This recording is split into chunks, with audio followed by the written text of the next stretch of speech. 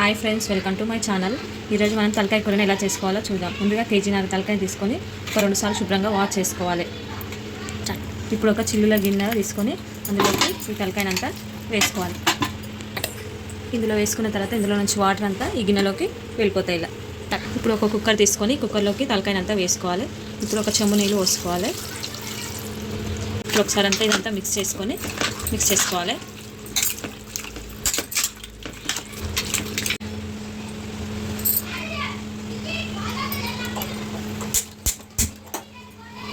ఒక 5 విజిల్స్ మంచిగా ఉడికించుకోవాలి.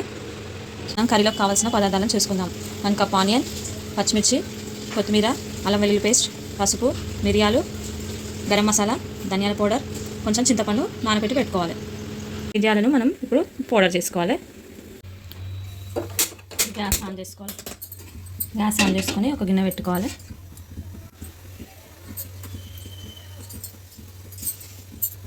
గిన్నె వేడెక్కిన తర్వాతకి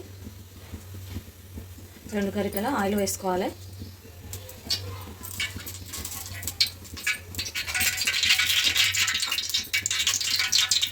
కప్ ఆయిల్ వేసుకోవాలి.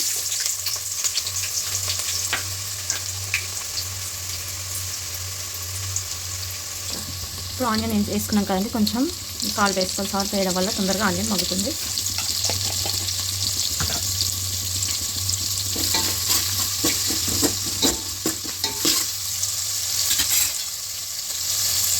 ఇప్పుడు 2 బిర్యానీ ఆకులు, చెక్క, ఒక 4 ఇలాచి,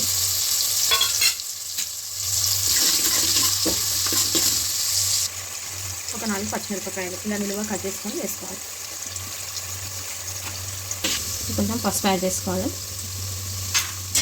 నాన్ వెజ్లో కొంచెం ఆయిల్ ఎక్కువనే వేసుకోండి. మీ ఇష్టం, మీకు ఎక్కువ తింటే ఎక్కువ వేసుకోవాలి, తక్కువ తింటే తక్కువ వేసుకోవాలి ఆయిల్. దీని తర్వాత ఇప్పుడు 2 గరిటెల కారం వేసుకోవాలి. ఒక గరిట వేసుకున్నాం, ఇంకో గరిట వేసుకుందాం. కారం కొంచెం ఎక్కువనే వేసుకుంటామండి, నాన్ వెజ్ కదా.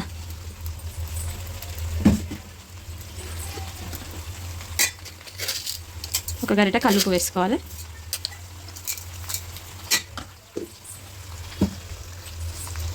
ఇదంతా కారం అంతా ముక్కలకు పట్టే విధంగా మంచిగా కలుపుకోవాలి. ఇప్పుడు కారం వేసుకున్నాం కదండి, ఒక 5 నిమిషాలు సిమ్లో పెట్టి మగ్గించుకోవాలి. ఇందాక మనం తలకాయ కూర ఉడికించుకున్నాం కదండి, ఆ వాటర్ కూడా ఇందులోనే పోసుకోవాలి.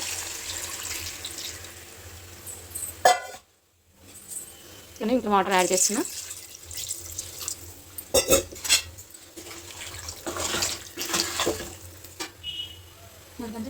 ఇప్పుడు వాటర్ యాడ్ చేసుకున్నాం కదండి, ఒక 10 నిమిషాలు కుక్ చేసుకోవాలి.